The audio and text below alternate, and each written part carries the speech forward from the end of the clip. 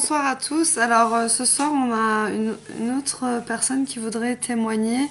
Alors cette personne encore une fois est anonyme.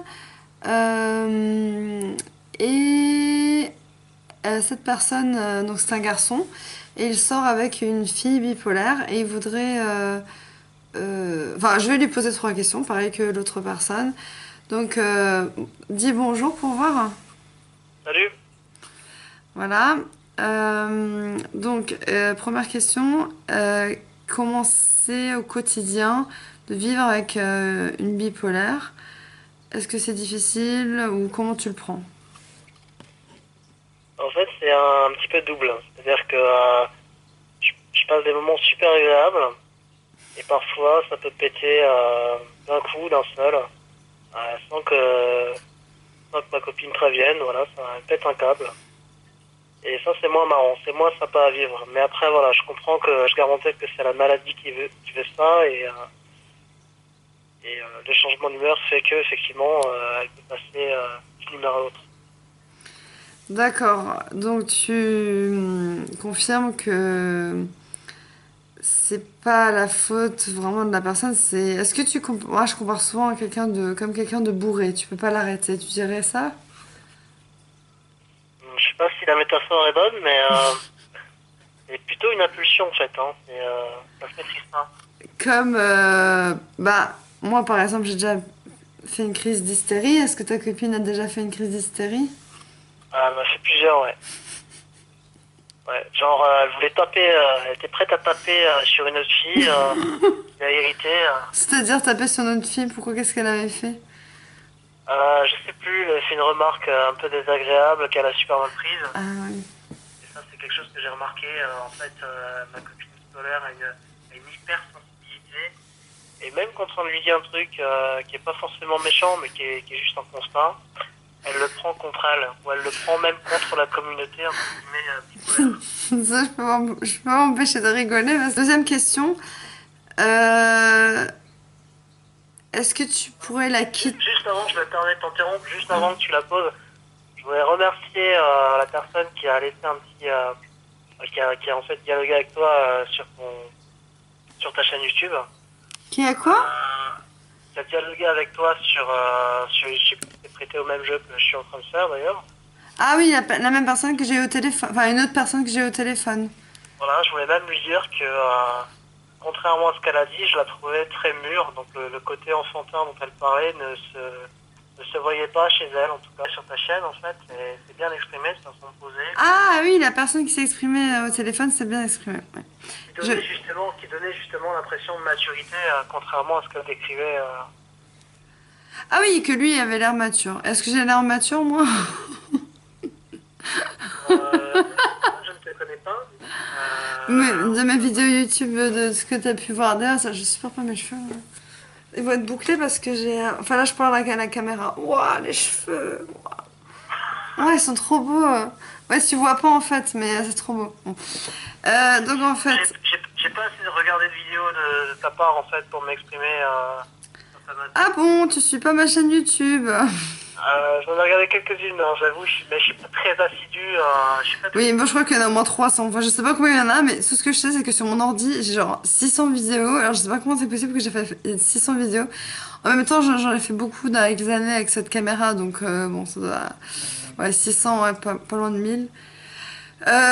Merde, je sais plus ce que je voulais dire. Qu'est-ce que tu disais On disait que... Je peux parler par contre pour ma copine, ouais.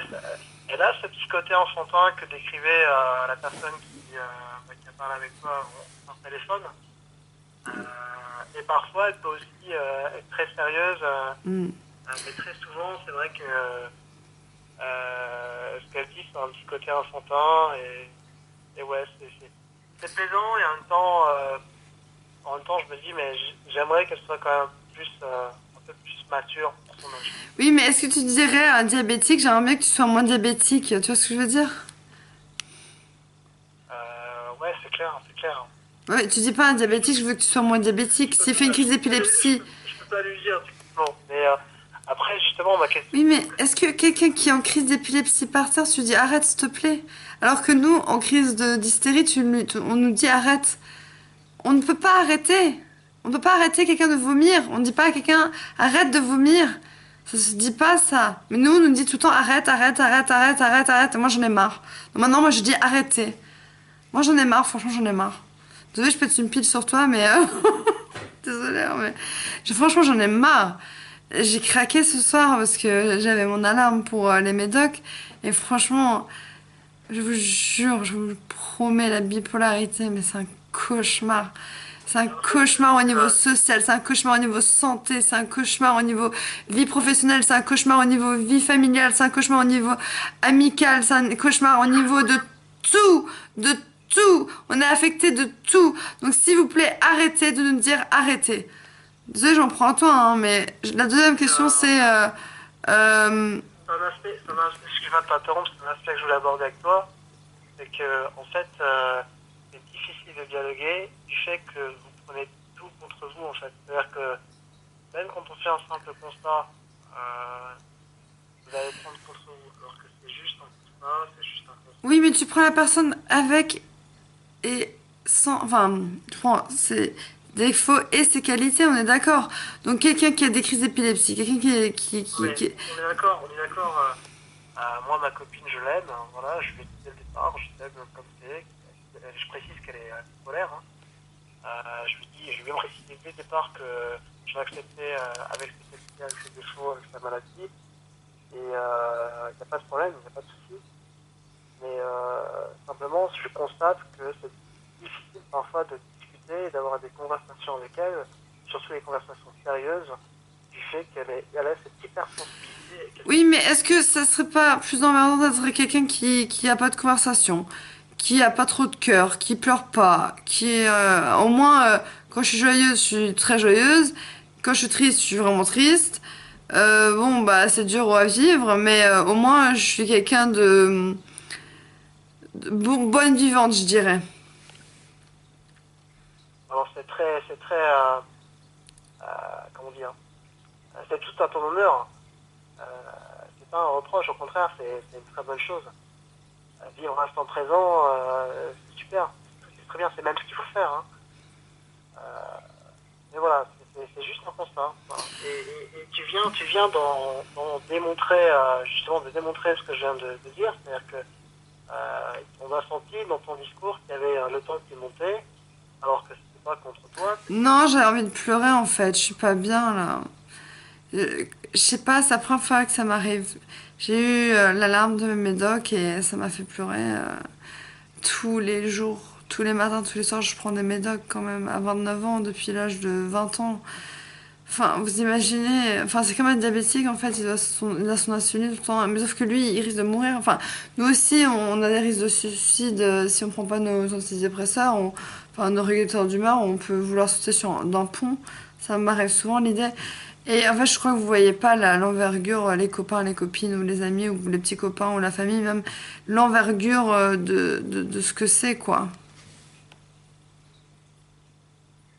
Non. Moi, j'ai l'impression que tu illustres parfaitement mes propos, sans jugement, encore une fois, sans morale. Ce serait, est-ce que tu pourrais quitter ta copine à cause de sa maladie? J'ai très peur de ta réponse, hein, je te le dis juste. Hein. Alors, non. D'ailleurs, encore une fois, je le redis, hein, pour moi, les choses ont été claires dès le départ. J'ai dit que je l'acceptais comme elle était, je l'aimais comme elle était. Non, c'est pas sa maladie, c'est pas que je l'accepte. Bon. Donc, pour l'instant, il n'est pas question de ça. Euh, je- Et pour l'instant, ça veut dire qu'un jour, tu pourrais la quitter. non, ça veut dire que je suis bien avec elle, je l'aime. Peut-être que c'est elle qui quittera, j'en sais rien. Mais non, mais je crois pas les gens. Enfin, c'est comme si, avant que la vague à l'océan arrive, à la grande vague, tu te demandes est-ce que je plonge en dessous ou est-ce que je prends la vague avec. Et toi, tu dis déjà à l'avance, tu vas savoir ce que tu vas faire. Tu sais pas ce que tu vas faire, tu le sauras que au moment venu. Tu peux pas prévoir. Je suis hyper émue là parce que là j'ai quelqu'un en face de moi qui a une copine bipolaire. Alors, moi qui ai un copain non bipolaire, c'est dur, quoi. Je sais Bah, pas. sois rassuré, puisque je disais que justement que ma copine, je ne la quitterai pas par rapport à sa maladie. Mm. Ouais, je sais, mais je sais pas, c'est dur. C'est dur, c'est tout. Ouais. Je crois que je te pose juste la dernière question, c'est qu'est-ce qui est bien chez elle, que tu trouves bien chez elle? Avec ou sans la maladie, peu importe, hein, mais qu'est-ce que tu trouves? Qu'est-ce que tu aimes bien, justement, avec la maladie, ou voilà. Bah, déjà, j'aime bien son physique, sinon je ne me serais pas mis avec elle. C'est la première chose que tu vois dès le départ. J'aime bien avec elle, j'aime bien passer du temps avec elle. J'aime bien son énergie, son enthousiasme. J'aimerais juste qu'elle travaille encore, alors je sais, c'est dur, hein, sur sa concentration, sur son attention qu'elle porte à autrui.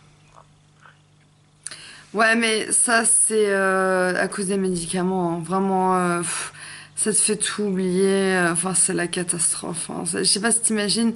Moi, par exemple, je prends 8 cachets le soir. Et le matin, j'en prends 3, quoi. Enfin, c'est énorme. Et les quantités, elles se sont dépassées. Mais mes quantités à moi, elles dépassent la moyenne.